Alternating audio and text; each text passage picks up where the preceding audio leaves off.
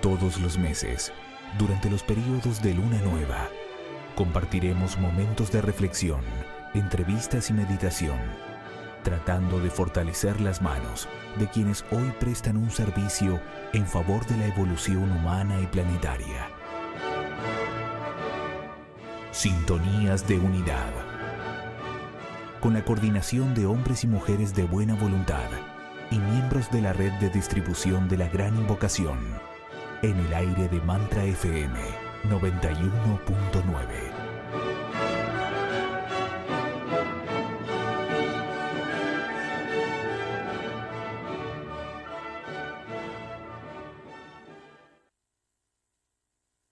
Un nuevo aquí y ahora se presenta ante nosotros. Estás en la frecuencia de Sintonías de Unidad, un espacio dedicado a la energía de la buena voluntad. Nos unimos para compartir cómo el proyecto jerárquico es llevado a cabo por los seres humanos. Reconoceremos que el arquetipo de amor se realiza en todos a través del servicio, en cualquiera de los campos de la vida social humana.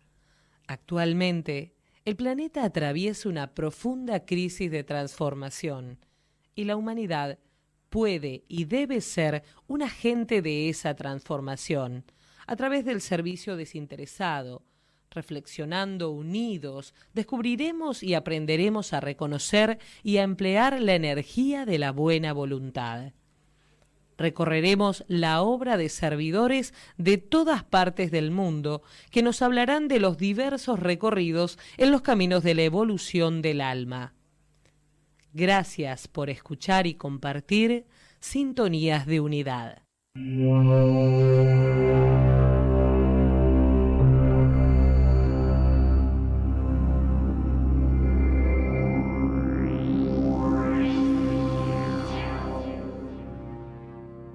Comenzamos con el mantra de unidad.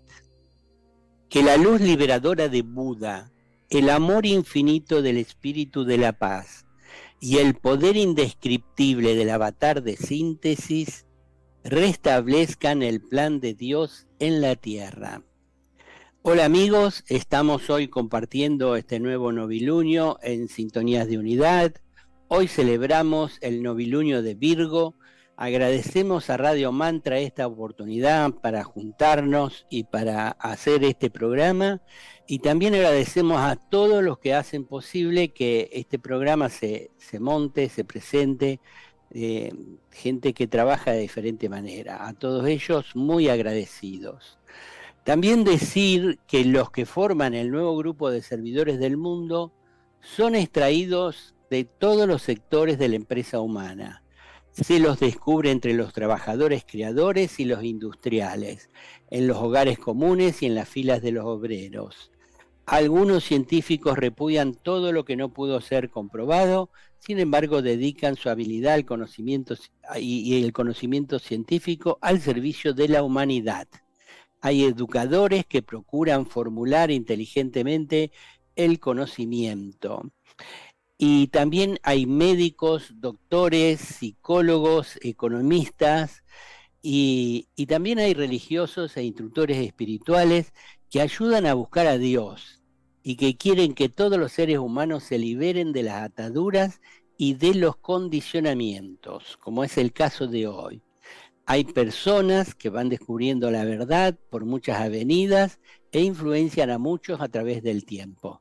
En fin, hay servidores en todos los campos, y aquí en Sintonías de Unidad hablamos de cada uno de ellos cuando nos parecen interesantes.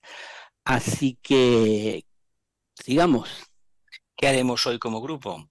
En el programa de hoy vamos a presentar la vida y obra de un gran servidor en el campo de la religiosidad y la vida espiritual, Meister Eckhart, el maestro Eckhart.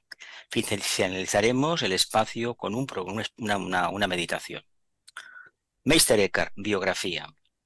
Meister Eckhart de Hohenheim, más conocido como Maestro Eckhart en alemán Meister Eckhart, fue un fraile dominico, sacerdote, místico y predicador de renombre alemán, nacido en Turingia en el siglo XIII, 1260, y falleció en Colonia, en 1328.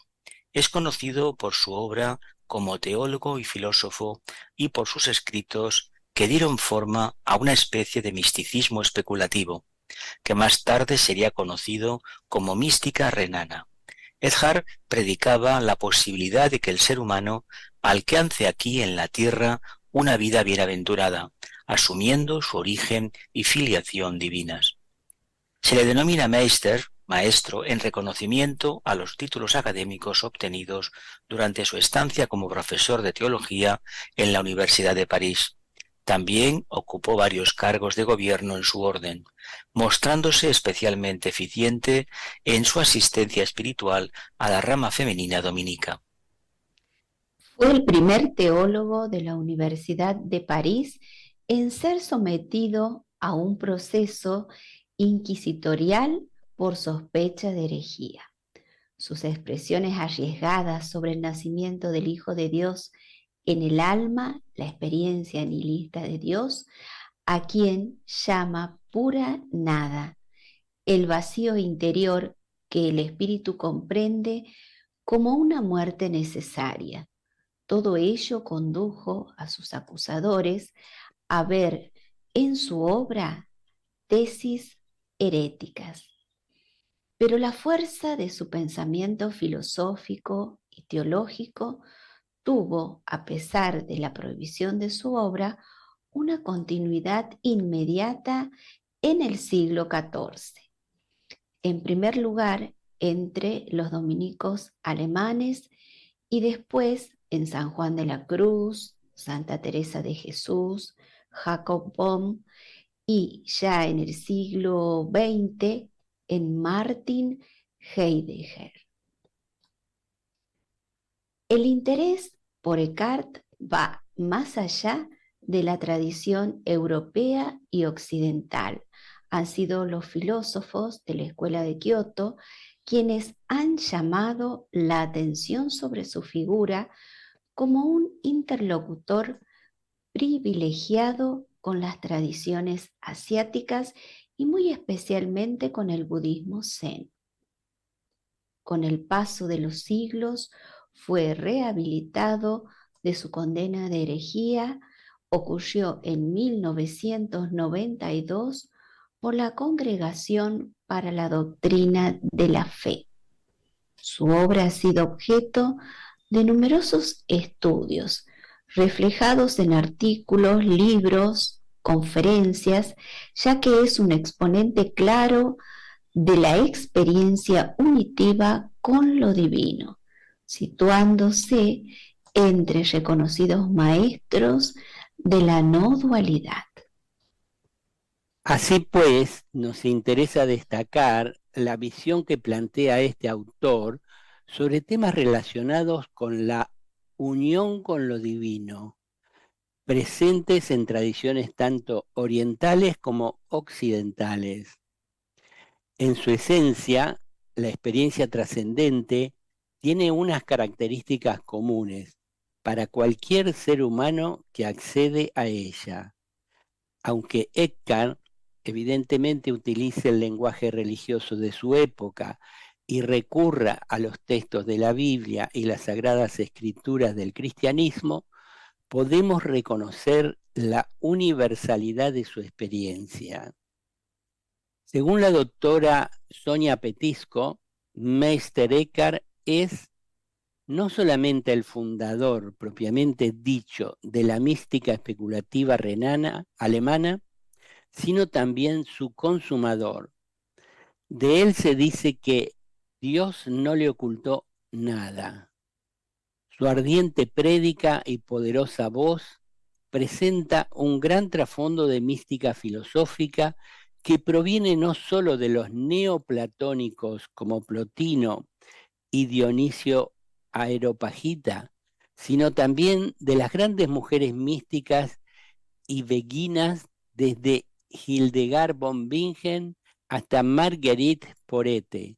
Asimismo, términos clave en la obra de Eckhart, tales como serenidad, abandono, dejar fluir y vacío, nos recuerdan a conceptos de la filosofía oriental presentes en el hinduismo y el budismo zen. La profundidad y universalidad de la enseñanza de Eckhart ha atraído a los buscadores de la verdad cristiana y no cristiana por igual. Su visión radical y penetrante lo convierte en un punto de referencia natural para una comprensión genuinamente ecuménica. Maestro de la no dualidad. ¿Qué es la vida? El ser de Dios es mi vida. Maestro Eckhart. Meister Eckhart ilustra el apogeo del no dualismo occidental. Por eso, en gran medida, imposible de entender con nuestra mente dualista habitual. Cuando Eckhart dice, oremos a Dios para que seamos libres de Dios, nuestra mente lógica vería esto como una tontería. Se necesita una conciencia unitiva para descubrir lo que Eckhart quiere decir. No existe ningún concepto de Dios que pueda contener a Dios. Nuestra noción actual de Dios nunca es Dios. Como dijo San Agustín, si lo comprendes, no es Dios. Solo podemos llegar a conocer a Dios cuando dejamos de lado nuestras ideas sobre Dios. Antes de la transformación, rezas a Dios. Después de la transformación, se ora a través de Dios. Antes de la conversión radical, se reza a Dios como si Dios estuviera allí, un objeto como todos los demás objetos.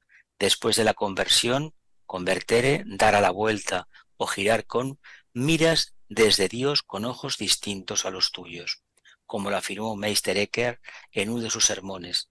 El ojo con el que veo a Dios es el mismo ojo con el que Dios me ve a mí. Mi ojo y el ojo de Dios son un solo ojo, un solo que ve, un solo conocimiento y un solo amor. Todo lo que los humanos estamos haciendo es permitir que Dios complete el circuito dentro de nosotros hasta que veamos desde su misma perspectiva. Esta es la mente de Cristo, que se experimentará como una revolución espiritual en el pensamiento. Eckhart no veía el alma como algo dualistamente opuesto al cuerpo, sino como una guía para la experiencia del cuerpo, debido a que Dios tomó un cuerpo humano en Cristo y está presente dentro de la humanidad. El cuerpo es sagrado. Se puede ver por qué gran parte de la iglesia dualista simplemente no estaba preparada para el innovador maestro Eckhart y por lo tanto nunca fue canonizado como santo. Al copiar uno de los sermones más famosos de Eckhart, un escriba anónimo lo elogió como alguien a quien Dios no le ocultó nada. Adaptado de Richard Rohr, siguiendo a los místicos a través de la puerta estrecha, ver a Dios en todas las cosas. Meister Eckhart y la meditación no conceptual. El místico dominicano medieval enseñó que hay un potencial crístico en cada persona, así como el budismo instruye a sus discípulos a reconocer que la naturaleza búdica es inherente a todos los seres. Corriendo un gran peligro, Eckhart confesó su propia filiación con Dios. Sus realizaciones, como las del Nazareno, surgen de la conciencia no dual. Eckhart enseñó el camino de la meditación no conceptual.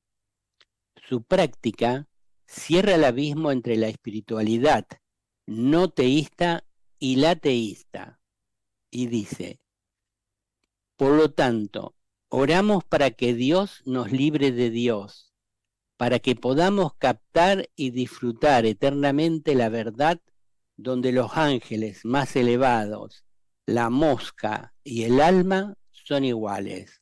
Es el sermón 15. Este es el testimonio del místico que vive en la equidad de la iluminación. Dios es uno en todos los sentidos. Toda distinción es ajena a Dios. La naturaleza también es una. Cada persona, una y la misma que es la naturaleza. Y estas también son palabras del maestro Eckhart. Las confesiones de Eckhart, publicadas en sus sermones, democratizaron a Dios en una época donde la jerarquía monárquica caracterizaba a la Iglesia. 11 años antes de la condena de Eckhart, en 1327, Marguerite Porete fue quemada viva en una plaza de París por hacer circular su libro místico El espejo de las almas simples. Eckhart, al igual que Marguerite, estaba redefiniendo la relación entre el hombre común y la divinidad. Dejando de lado la precaución, Eckhart revela: recientemente consideré si había algo que tomaría o pediría a Dios. Pensaré cuidadosamente en esto, porque si aceptara algo de Dios, debería estar sujeto a Él o debajo de Él, como sirviente o esclavo, y Él, al dar, sería como amo. No seremos así en la vida eterna. Meister Eckhart hizo público su misticismo, permitiéndole sobrevivir hasta nuestros días. Extraído de las páginas nonconceptualmeditation.org. El abandono o el desapego. ¿Cuáles son las condiciones para que tenga lugar este momento tan singular al que el maestro alemán define indistintamente como iluminación, unión con Dios, nacimiento eterno, plenitud del tiempo, beatitud, etcétera? Eckhart confiesa que he investigado con seriedad y perfecto empeño cuál es la virtud suprema y óptima por la cual el hombre es capaz de vincularse y acercarse lo más posible a Dios. Según mi entendimiento, encuentro que el puro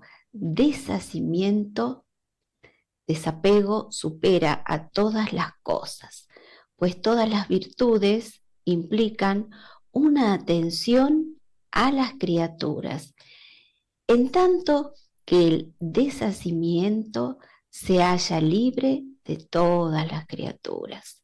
Así pues, el hombre debe renunciar por completo a sí mismo y no aspirar a nada, ni siquiera al reino celestial. Eckhart invoca a San Pablo para afirmar que es preciso incluso no desear ni siquiera a Dios. Por consiguiente, le ruego a Dios que me prive de Dios, porque en el alma que se ha vaciado absolutamente de todo, Dios penetra necesariamente. Al hombre desapegado, al hombre celeste, nadie lo puede estorbar, porque no ambiciona ni busca nada fuera de Dios. Y como la multiplicidad no puede distraerle de nada, es uno solo en lo uno, donde la multiplicidad se disuelve en la unidad. Nos dice Eckhart, pues has renunciado a ti mismo y has salido de tus potencias y de su actividad y de la propiedad personal de tu esencia. Por esto es absolutamente preciso que Dios entre en tu esencia y en tus potencias, porque te has despojado de todo lo que te es propio. Has desertado de ello, como está escrito, la voz clama en el desierto. Deja esta voz eterna gritar en ti, como le plazca, y sea un desierto de ti mismo y de todas las cosas. Párrafos adaptados de Historia de los métodos de meditación no dual, Javier Torres. Rendirnos a la voluntad de Dios. En una de sus prédicas, Eckhart enseña a sus oyentes que sería mejor decirle a Dios: hágase tuya la voluntad, en vez de hágase tu voluntad, porque así la voluntad humana se entrega por completo. Es decir, yo llego a ser Él cuando se renuncia a la idea de que hay un yo con voluntad autónoma perdón, un yo con voluntad autónoma que es autor de obras. No se trata, por tanto, de la vanidosa creencia de que se hacen obras en nombre de Dios en el sentido de considerarse un instrumento en sus manos. No se trata de que yo haga en nombre de Dios, porque ello implica la idea de que hay un yo, autor de las obras, distinto de Dios, sino de que sea Dios quien haga. Es decir, aceptar o comprender que no hay nada fuera de Dios. En definitiva, ¿soy yo realmente el autor de mis obras? ¿Puedo yo arrogarme la autoría de los resultados de mis obras? ¿Hasta qué punto puedo decir que son mías mis obras?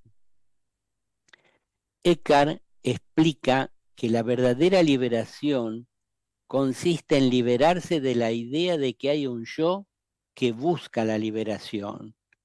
No se trata solo de renunciar a la voluntad propia, sino incluso de renunciar a la idea de que hay un yo que desea cumplir la voluntad de Dios.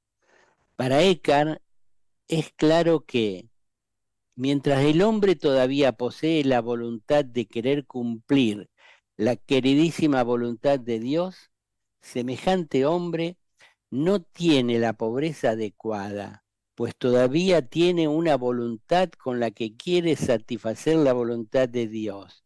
Y esto no es pobreza genuina. Pues si el hombre de veras ha de poseer la pobreza, debe estar tan libre de su voluntad creada como lo era antes de ser. Porque os digo, por la eterna verdad, mientras tenéis la voluntad de cumplir la voluntad de Dios y deseáis llegar a la eternidad y a Dios, no sois pobres. Pues un hombre pobre es solo aquel que no quiere nada ni apetece nada. En rigor, lo que Eckhart plantea es un modo de disciplinar la arrogancia del ego, haciéndolo ver que no es autor de nada y que carece de capacidad de decisión. No se trata, por tanto, de una aniquilación de la voluntad, sino de un cambio total de perspectiva. El yo ha de ceder mansamente el control. El hombre exterior ha de entregar su voluntad al hombre interior. En definitiva, la verdadera contribución a la gloria de Dios no consiste en un hacer, sino en ser. Como dijo Eckhart, la gente nunca debería pensar tanto en lo que tiene que hacer. Tendrían que meditar más bien sobre lo que son. Pues bien, si la gente y sus modos fueran buenos, sus obras podrían resplandecer mucho. Si tú eres justo, también tus obras son justas. Que no se pretenda fundamentar la santidad en el actuar. La santidad se debe fundamentar en el ser. Adaptado de Historia de los métodos de meditación no dual de Javier Torres. De construir el yo personal, cita de Descartes. ¿Cómo entonces se debe amar a Dios? Debes amar a Dios sin pensar, es decir, para que tu alma esté sin mente y libre de toda actividad mental. Mientras tu alma esté operando como una mente, tendrá imágenes y representaciones. Pero mientras tenga imágenes, tendrá intermediarios. Y mientras tenga intermediarios, no tendrá ni unidad ni simplicidad. Y por lo tanto, vuestra alma debe estar desprovista de toda mente y debe permanecer allí sin mente. ¿Cómo pues le amaréis? Debes amarlo tal como es, un no Dios, no mente, no persona, no imagen, aún más, ya que es uno puro y claro, separado de toda dualidad. Y deberíamos hundirnos eternamente del algo a la nada en este. Que Dios nos ayude a hacer esto. Amén. De Descubrimiento, página 180. Esta es una de mis citas espirituales favoritas y el final de un asombroso sermón del maestro Eckhart. Muestra claramente su profunda comprensión de cómo experimentar la deconstrucción del yo y los beneficios de hacerlo. Nos está diciendo que la experiencia de Dios que tienen la mayoría de las personas es en realidad solo la experiencia de un pensamiento en su cabeza, es decir, imágenes y representaciones.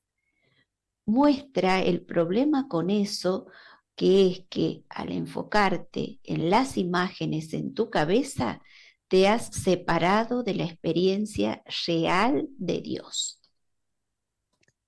Eckhart también da la solución al problema, que es dejar de lado la experiencia sensorial llamada Dios. En lugar de eso, te hundes en el vacío, para usar un término budista, en el corazón de la experiencia de Dios.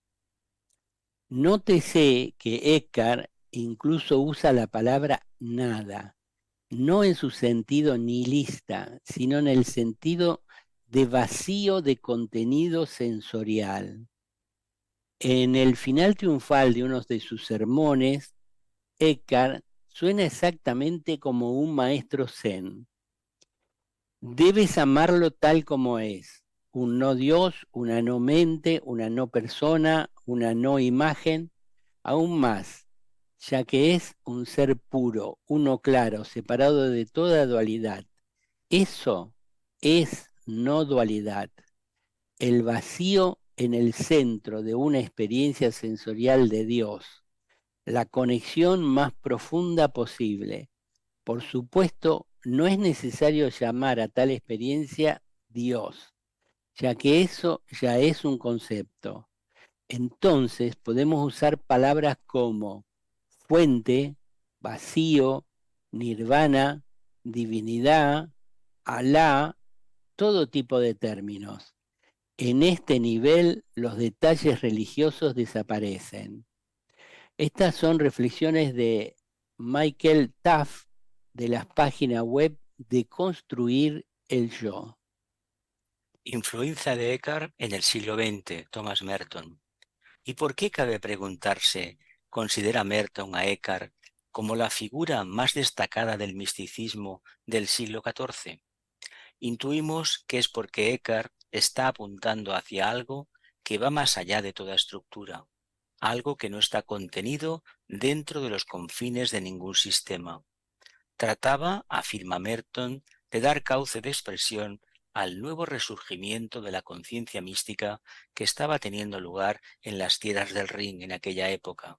Además, sus enseñanzas eran realmente perturbadoras, pues su insistencia en el abandono de toda idea preconcebida de Dios, su énfasis en la disolución del sujeto individual con todas sus virtudes y buenas obras e incluso su cuestionamiento de la práctica religiosa convencional. Será precisamente este carácter apofático de la teología de Eckhart, su tendencia a hablar de Dios en términos negativos, lo que más va a atraer a Merton de este gran místico medieval. Sin embargo, en el año 1966, a raíz de su ingreso en el hospital de Louisville para ser intervenido en una operación de espalda, cuando Merton se concentra en la lectura intensiva de Eckhart, considerándole su bote salvavidas. Fuente: Meister Eckhart y Thomas Merton, dos almas embebidas en gozar de Dios. Sonia Petisco. Algunas citas de sus escritos. Estoy tan seguro como vivo de que nada está tan cerca de mí como Dios. Dios está más cerca de mí que yo de mí mismo. Mi existencia depende de la cercanía y la presencia de Dios. Hay un lugar en el alma donde nunca te han herido. El conocedor y lo conocido son uno. La gente sencilla imagina que deberían ver a Dios como si Él estuviera allí y ellos aquí. Esto no es así. Dios y yo somos uno en conocimiento. Te digo la verdad, cualquier objeto que tengas en mente, por bueno que sea, será una barrera entre tú y la verdad más íntima. Esté dispuesto a ser un principiante todas las mañanas. La espiritualidad no se aprende huyendo del mundo, ni huyendo de las cosas, ni volviéndose solitario y alejándose del mundo.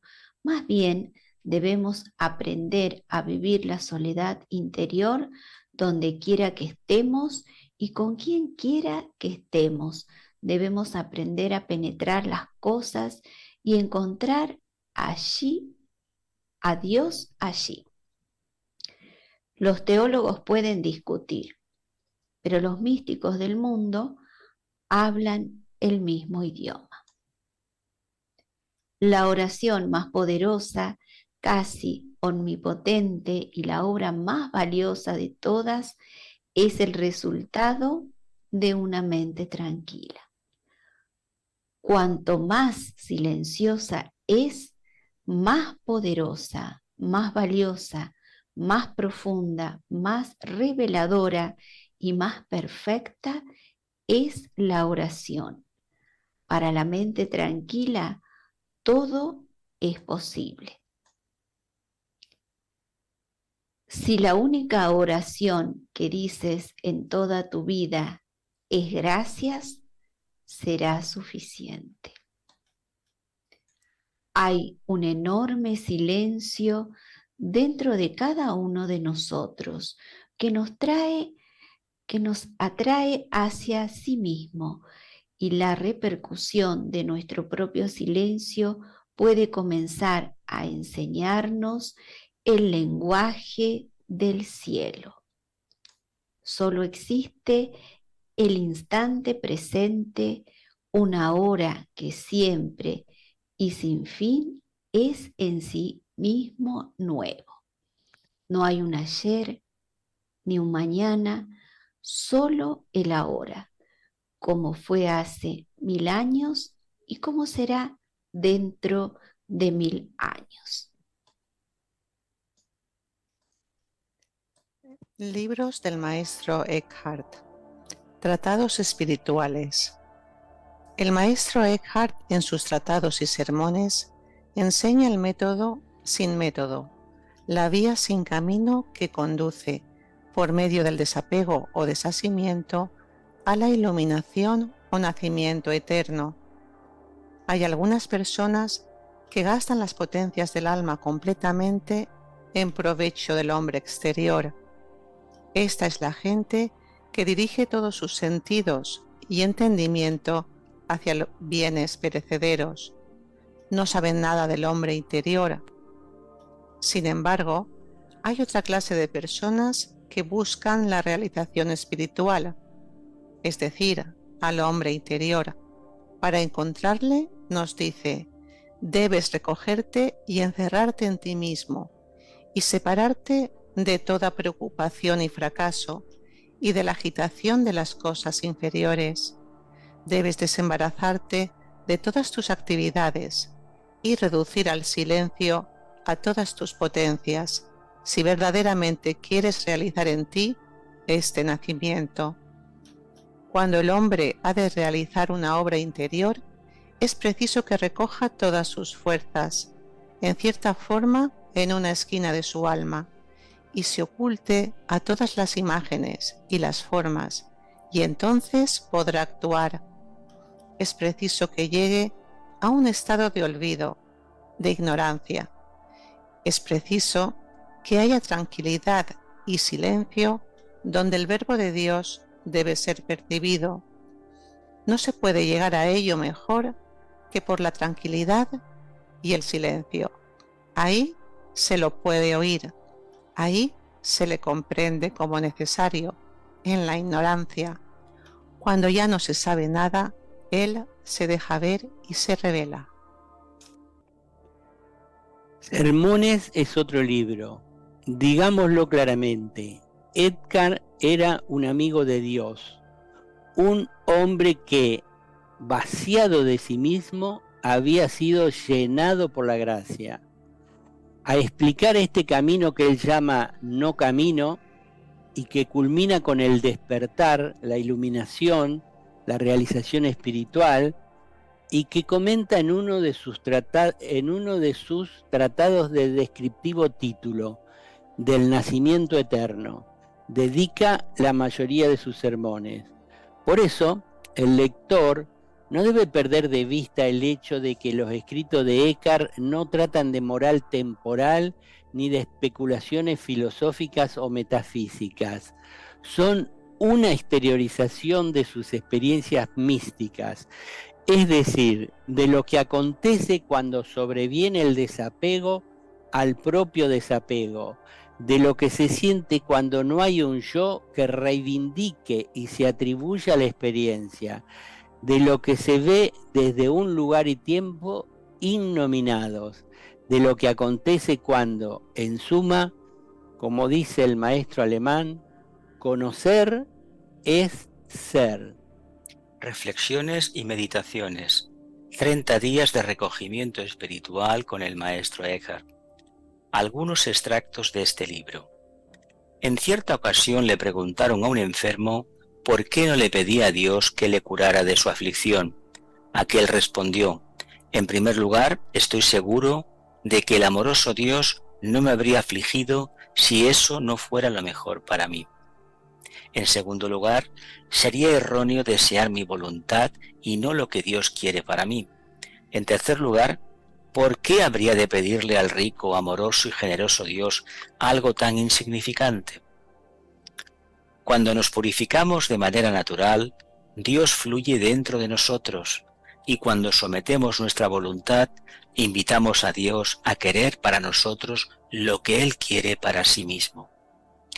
Dios debe querer en mi lugar, y si no lo hiciere me descuidaría a mí y a mí mismo. Cuando nada quiero para mí, Dios quiere en mi lugar. ¿Y qué es lo que Él quiere para mí? Dios quiere que yo no quiera por sí mismo. Dios quiere que yo no quiera por mí mismo. Cuando nada quiero para mí, Dios quiere en mi lugar. Oración. Señor, ayúdame a entregarme completamente a ti. Haz que mi voluntad siempre siga tu voluntad. Guíame por tus caminos y dame la fuerza de seguirlos. El fruto de la nada y otros escritos. El fruto de la nada recoge algunos de sus más destacados sermones y tratados en lengua alemana, así como un conjunto de textos atribuidos al maestro Eckhart, proverbios, leyendas y un poema largo, que le proporcionan una idea bastante completa del gran místico alemán. Citas del libro. Quien no comprenda este discurso no debe afligirse en su corazón, pues mientras el hombre no se haga semejante a esa verdad, no lo entenderá. Es una verdad desvelada que ha surgido directamente del corazón de Dios. Que Dios nos ayude a vivir de tal modo que lo experimentemos eternamente. Amén.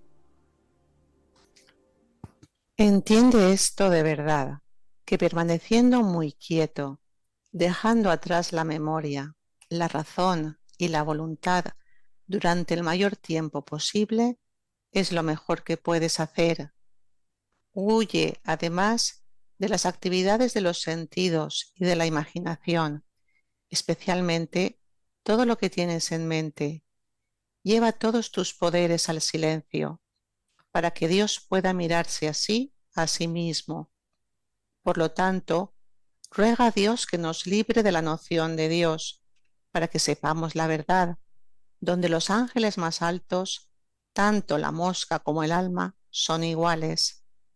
Si deseas conocer a Dios de la manera divina, deja que tu conocimiento se convierta en pura ignorancia y olvido de ti mismo. Nunca podrás estar mejor que cuando estás en la oscuridad de tal ignorancia, porque Dios entra al mismo tiempo que la criatura se retira. Bueno, ahora podemos comentar un poquito cada uno de nosotros y luego vamos a la meditación.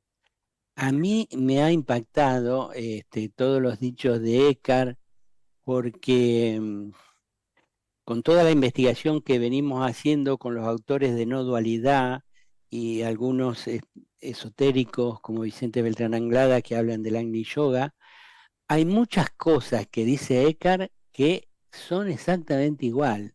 Cuando se habla del silencio, cuando se habla del vacío, en el vacío entra Dios, eso lo dicen más Pablo Dors y otros no duales actuales que son cristianos, y, y el no buscar a Dios, porque el que busca a Dios, digamos, es la personalidad o el ego, entonces cuando uno deja de buscar a Dios, puede que Dios entre en nosotros. Eso mismo nosotros decimos con el silencio, que no hay que buscar el silencio cuando estamos en meditación de silencio, sino más bien estar atentos y dejar que el silencio se haga presente, ¿no? Y a ver, ¿qué otra analogía? No, bueno, y lo otro que quiero rescatar es que en el 1200, no sé de cuándo era este hombre, decir todo eso, lo pone como un gran discípulo, como un gran iniciado, con una valentía enorme. La Inquisición lo siguió, le dijeron que era hereje, pero no lo quemaron en la hoguera, pero poco le faltó. Recién ahora, hace pocos años, lo reivindican, ¿no? La validez y la calidad de la experiencia espiritual que tenía este hombre y que no estaba atado, esa otra, el deshacimiento, el desapego, no estaba atado a ninguna religión ni a ninguna creencia, ¿no? Bueno, eso es lo que puedo decir. A ti, Carmen, que te tocó investigar más este tema, ¿qué nos podés agregar? Pues me parece, Daniel, que es una figura sorprendente, como has dicho, para la época, la profundidad de su experiencia, cómo la plasmó, la valentía que tuvo. Lo que también entiendo que no fue muy entendido en la época, por eso, claro, le acusaron de hereje. Y incluso hoy en día, estas experiencias que son tan profundas de unidad con Dios, em, nos instan a aquellos que las viven a investigarlas nosotros mismos y a vivirlas, porque así podremos tener algo más de certeza o de conocimiento de qué se trata, porque si no, simplemente de leerlo no es suficiente. Entonces, él es tan rompedor, Mr. Eckhart, que me recuerda pues a Krishnamurti, a otras figuras más actuales que nos instan a dejarlo todo, a vaciarnos por completo y a dejar que sea Dios quien actúe en nosotros. El tema de la voluntad de Dios también lo explica excelentemente y bueno, como habéis leído, fue uno de los autores de cabecera de Thomas Merton y vale la pena pues leer alguno de sus reflexiones y de sus experiencias porque ofrecen una visión muy profunda de lo que es la unión con Dios, la espiritualidad profunda. Arcano. Pues mira, es una revelación. Yo recuerdo haber leído hace bastantes años, cuando estaba en la escuela arcana, algún texto de él. Por eso os dije antes en la previa que me recordaba como la enseñanza del tibetano. Él habla desde una perspectiva de alguien que tiene conciencia búdica, que para nosotros equivale pasar la tercera iniciación, la cuarta. Claro, ahí no hay dualidad, pero lo que deberíamos entender que la dualidad, cuando se entiende bien, nos habla de un estado de conciencia que si lo llevamos muy bien, evidentemente nos dejamos de atrás todos los conceptos de la civilización referente a la existencia de la conciencia y el devenir de la conciencia. Pero todo esto hay que reiterarlo en relación con el grupo. ¿Queremos tener una conciencia no dual? ¿Queremos alcanzar el nivel de no dualidad o de misticismo, de conciencia mística, de identificación con el todo?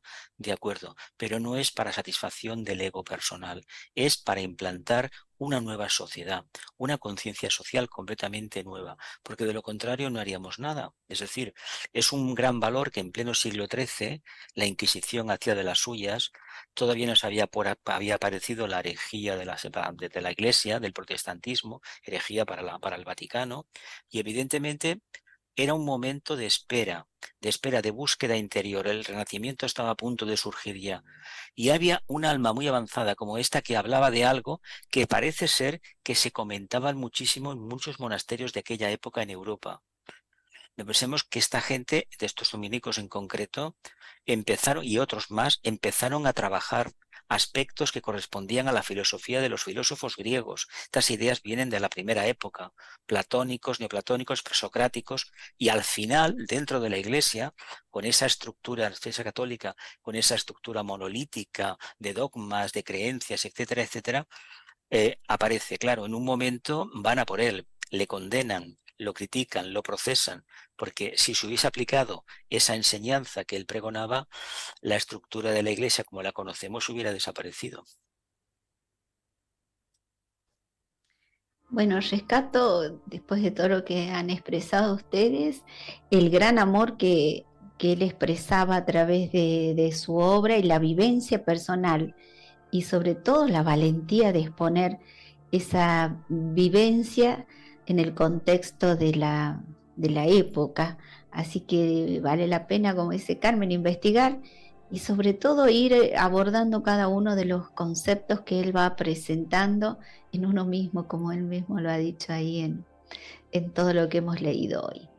Y vamos a la meditación, Dani. Ok, adelante.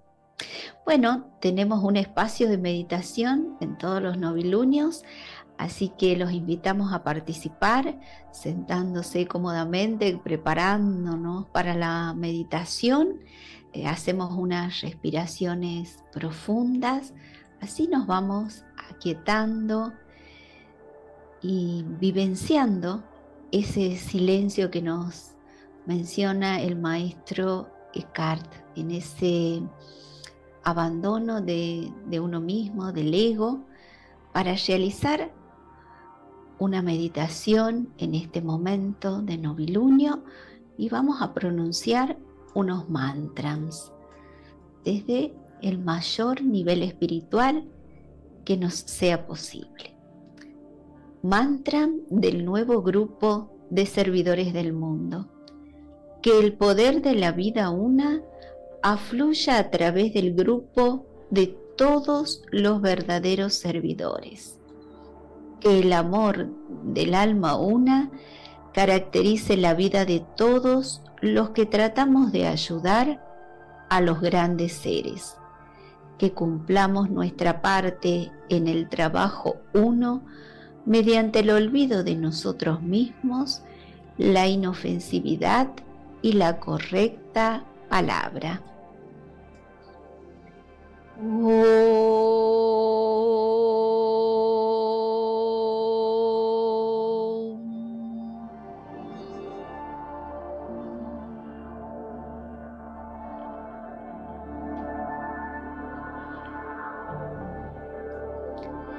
A medida que pronunciemos la gran invocación, visualicemos la luz, el amor y el poder irradiándose sobre la conciencia humana.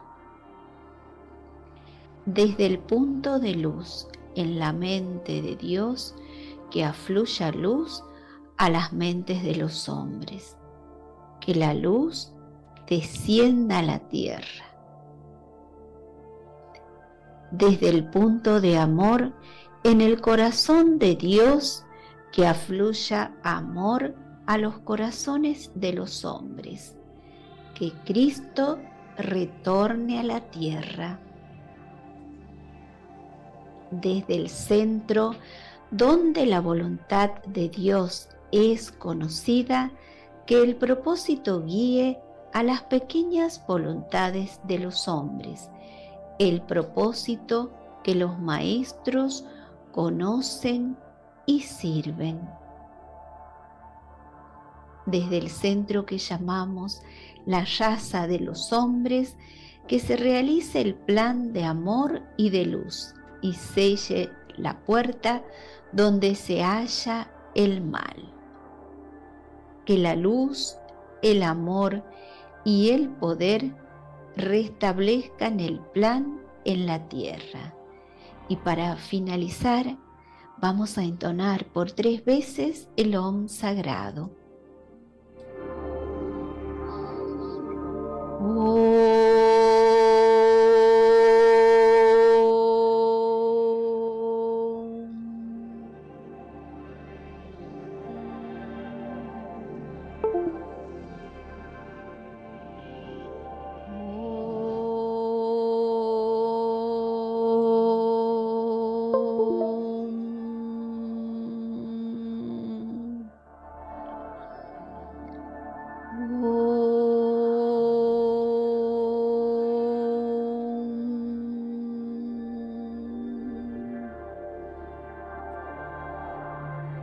Bueno, estamos llegando al final del programa. Gracias, Marcela, por dirigir este espacio meditativo. Y bueno, no nos queremos ir sin decirles cuál es el tema del próximo miércoles en Sirviendo a la Humanidad, y es: la verdad es una tierra sin caminos. Esta es una frase muy conocida, la dijo Krishnamurti cuando disolvió la Orden de la Estrella. Krishnamurti lo habían visto y lo habían ubicado como el instructor del mundo o el avatar de Acuario, por su aura que era tan luminosa y pura, pero Krishnamurti sabía que él no era, y se había armado toda una organización alrededor de él.